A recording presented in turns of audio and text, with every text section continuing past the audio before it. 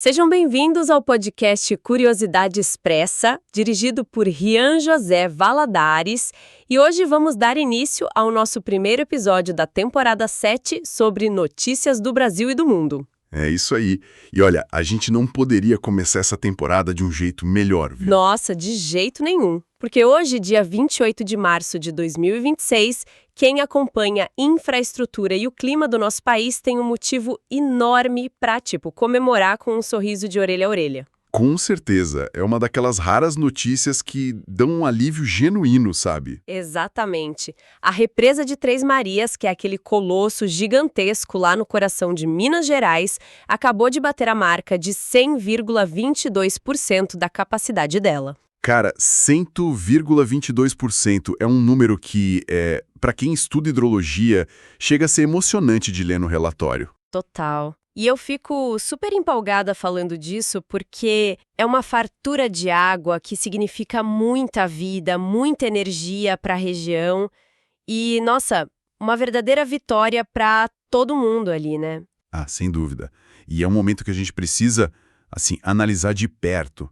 O que torna esse marco tão fascinante é justamente o contraste brutal com o nosso passado recente. Os fantasmas das secas. Exato. Se a gente conectar essa imagem de hoje, um reservatório transbordando vida, com o cenário de uma década atrás, a diferença é, assustadora. A gente precisa lembrar da pior seca da história daquela região. Nossa, verdade. Teve um momento crítico em que o volume de Três Marias despencou para algo em torno de catastróficos 2%. Peraí, 2%? 2%. Deixa eu tentar visualizar isso na minha cabeça. Quer dizer que 98% de um mar gigante de água simplesmente sumiu? Evaporou.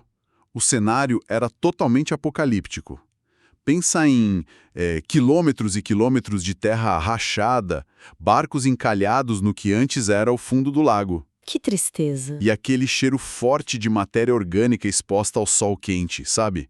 O impacto na época foi devastador, porque sem água suficiente, o chamado nível de queda desaparece. Que é a pressão para girar a turbina, certo? Isso, a pressão hidráulica. Sem ela, a geração de energia simplesmente despenca. E a gente nem precisa ir muito longe no tempo para lembrar de outros sustos, né? Ah, claro, teve aquela seca severa de 2014. Exatamente. Em 2014, o nível chegou a cerca de 26%. Foi o pior desde os anos 2000. E, depois, na crise hídrica de 2021, registrou só 57,4%. Metade da capacidade. Pois é. Então, estar acima dos 100% hoje, em 2026, é sair de um pesadelo recorrente e entrar num cenário de abundância absoluta. Nossa, é literalmente ir da água pro vinho. Ou melhor, da poeira pra água, né? Bem isso. Então a nossa missão nessa análise de hoje é justamente fazer uma viagem no tempo. A gente vai voltar desde a fundação dessa estrutura colossal até o dia de hoje. Para entender como tudo isso se conecta. Exato. Para entender como essa fartura de água funciona, como ela salva a economia e, mais importante, por que as pessoas podem comemorar e passear por lá sem medo nenhum de a barragem estourar. É um roteiro em tanto. Sim. Então, para entender o peso desse 100%, a gente precisa dar um passo atrás. Qual era o propósito original de construir algo tão monumental naquele lugar específico? Bom, a gênese de Três Marias nos obriga a voltar lá para os anos 50.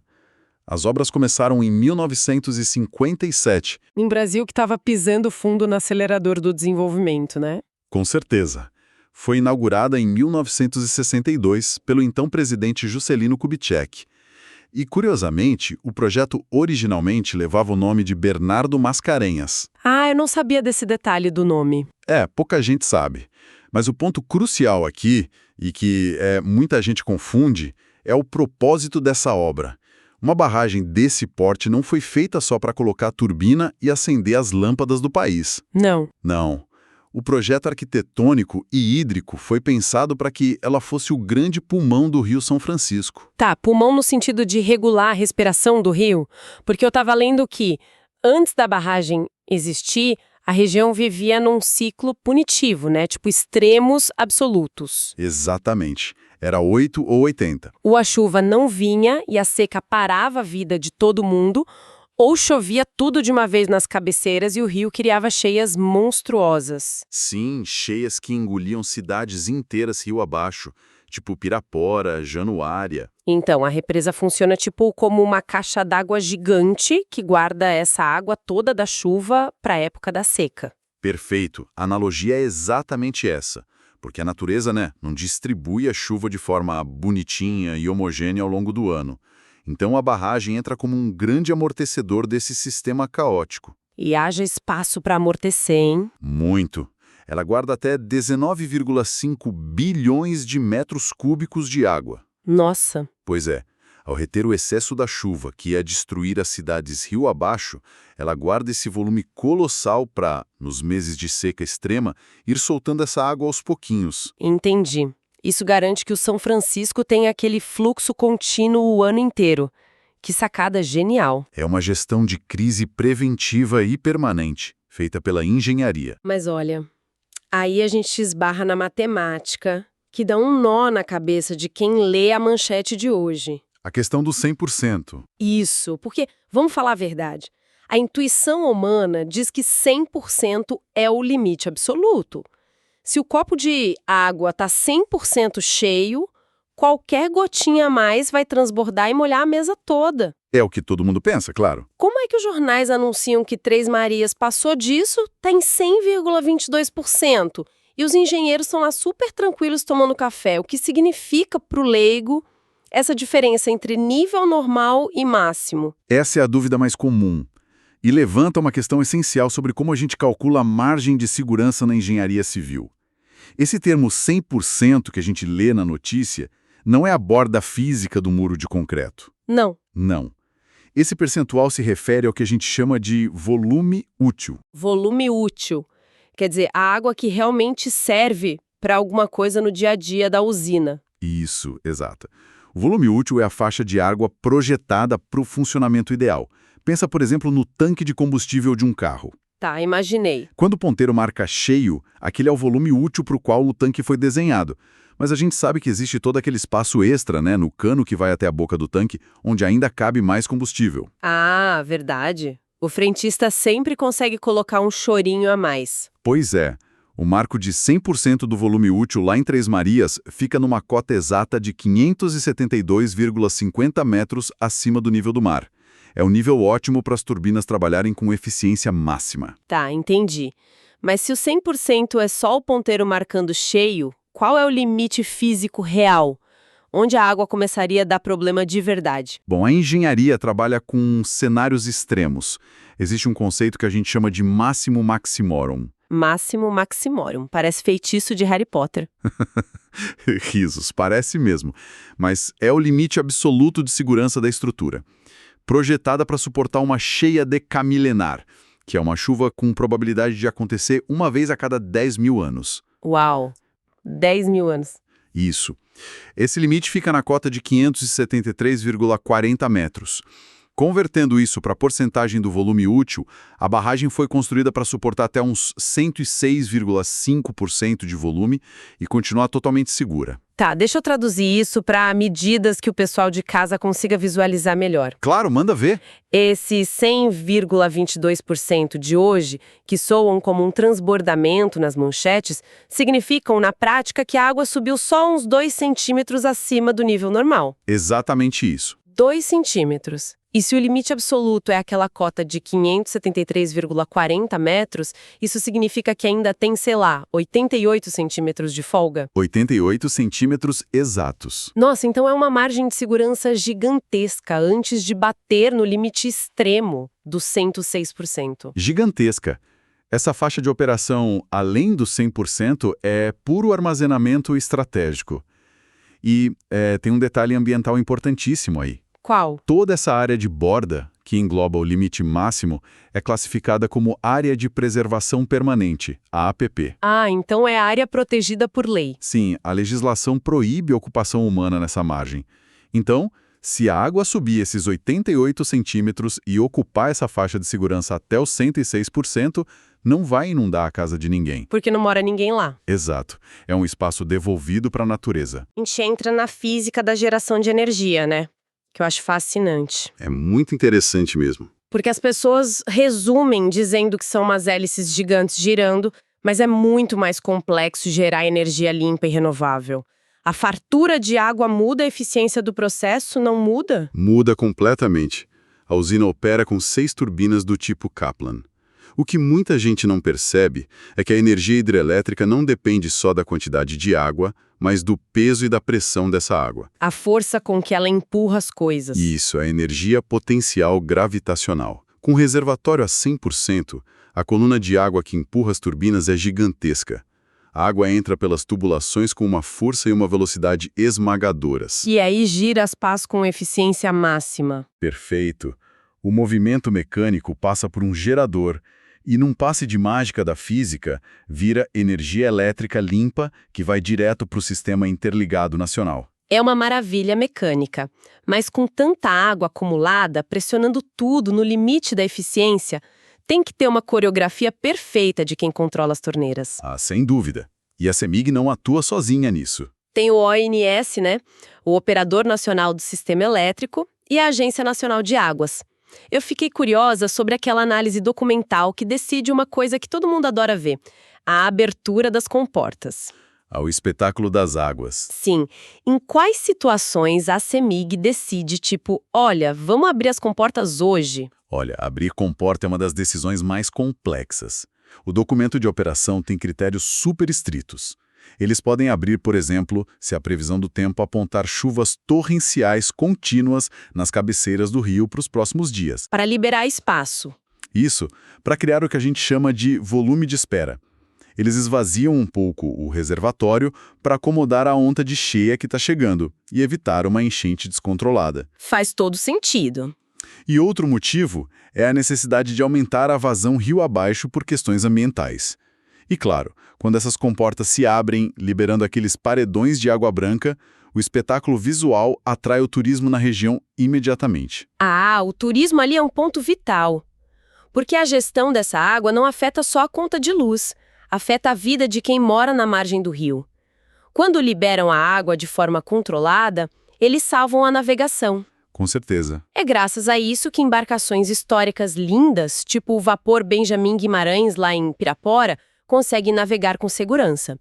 Se não fosse esse fluxo das comportas, o barco ia simplesmente encalhar num banco de areia, né? Ia mesmo.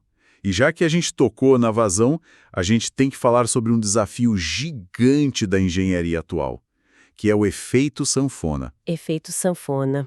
Como assim? É que a demanda por energia varia durante o dia. De noite, quando a energia solar some e todo mundo liga chuveiro e televisão em casa, o ONS exige um máximo das hidrelétricas. Ah, o horário de pico. Exato. Para atender essa demanda noturna, a vazão de água que passa pelas turbinas de Três Marias pode saltar brutalmente para até 700 metros cúbicos por segundo.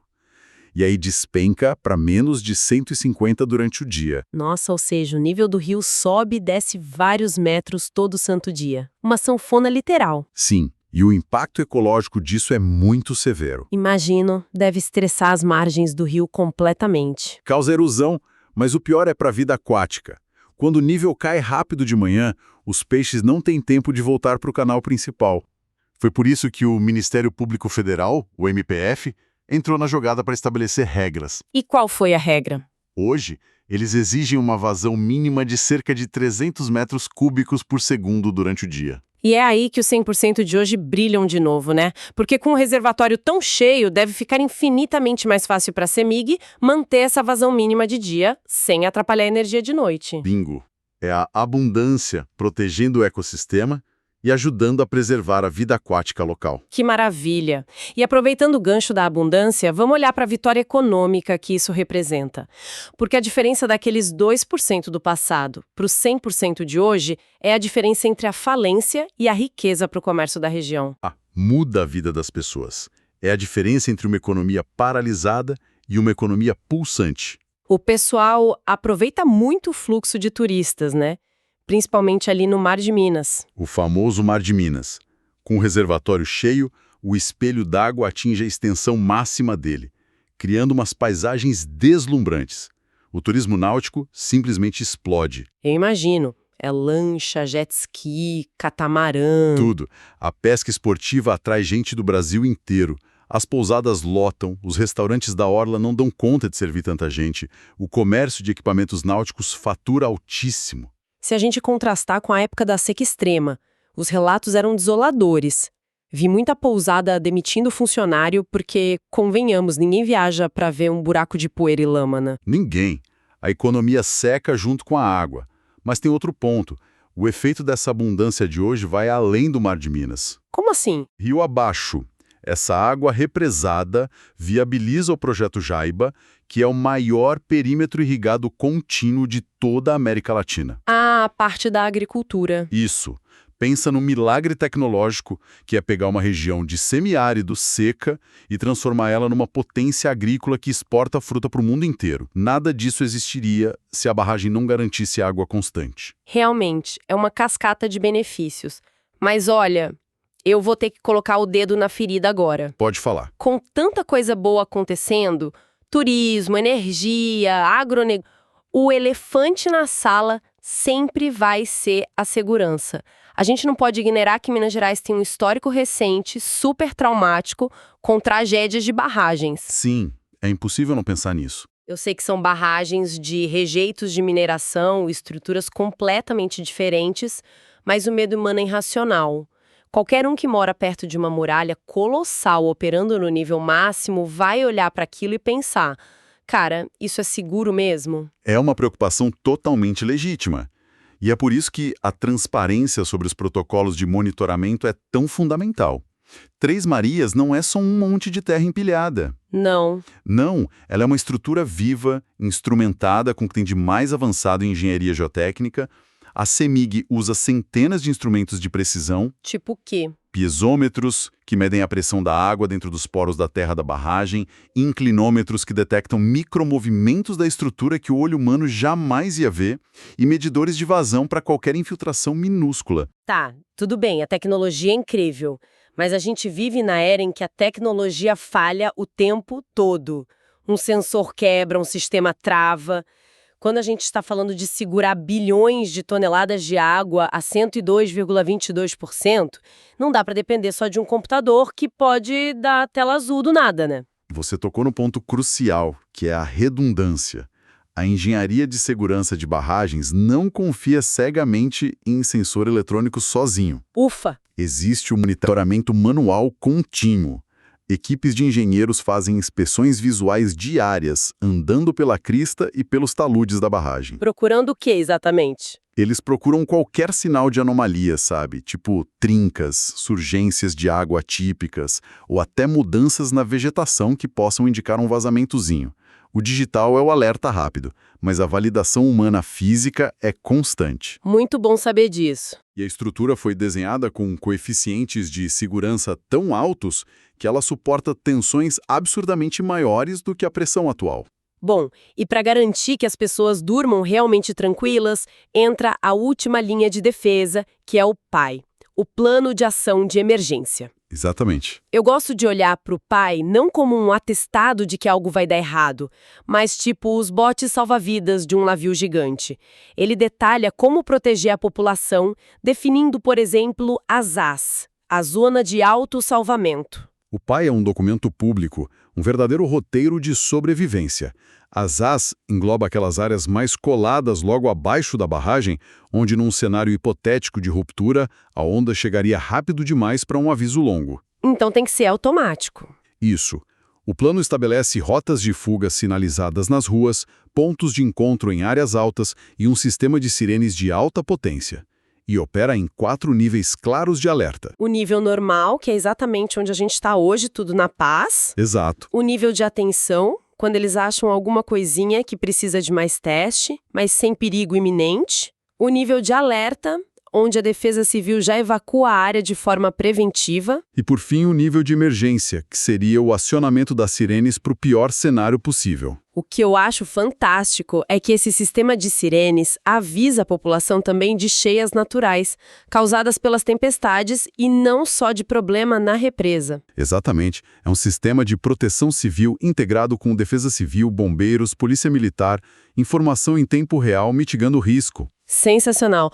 Olha, depois de mergulhar a fundo nessa engenharia toda, nos piezômetros, nas turbinas, nos bilhões de metros cúbicos, me veio um negócio engraçado na cabeça. O quê? A gente projeta tudo isso com planilha, satélite, laser, mas os grandes construtores originais de barragens na natureza são os castores, né?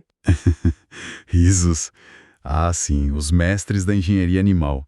Eu fico imaginando, será que um dia um castor vai olhar para a represa de Três Marias e bater uma crise de inferioridade? Imagina eles fazendo uma assembleia na floresta para aprovar um plano de ação de emergência com os peixes. Olha, a engenharia natural deles é formidável para criar ecossistemas, mas eu acho que eles iam ter um pouco de dificuldade em aprovar um relatório ambiental no ONS, viu? Nem me fale, a burocracia ia acabar com eles. Mas, brincadeiras à partes, isso ilustra o nível absurdo de controle e previsibilidade técnica que a gente alcançou. A mensagem mais importante de toda essa nossa conversa técnica é de tranquilidade absoluta. Perfeito. Quem está ouvindo, quem mora lá, pode respirar aliviado. A barragem é incrivelmente segura, superdimensionada, todo mundo pode aproveitar as belezas e a paz do famoso Mar de Minas sem sentir absolutamente nenhum medo. É um momento de celebrar a vida e a volta por cima da economia. Então, o que fica desse nosso mergulho inteiro, saindo dos tristes 2% até os 100,22% de hoje? Fica a prova da nossa incrível capacidade de adaptação. Sem dúvida. Mas eu quero encerrar deixando uma provocação para quem nos acompanha ficar mastigando em casa. A gente viu o quanto Três Marias é estratégica para segurar a onda das secas. Mas, com as mudanças climáticas mostrando que os eventos meteorológicos estão cada vez mais violentos no mundo todo, será que num futuro próximo as nossas cidades, a arquitetura e o nosso modo de viver vão ter que ser totalmente redesenhados? É uma ótima pergunta. Será que vamos precisar reconstruir tudo para suportar ciclos tão violentos de, tipo, secas históricas seguidas no mês seguinte por cheias recordes? Fica aí essa ideia para a gente refletir na próxima vez que parar na beira do rio, pedir um peixinho frito e admirar a imensidão tranquila do Mar de Minas. Muito obrigada por nos acompanhar nessa análise profunda e até a próxima.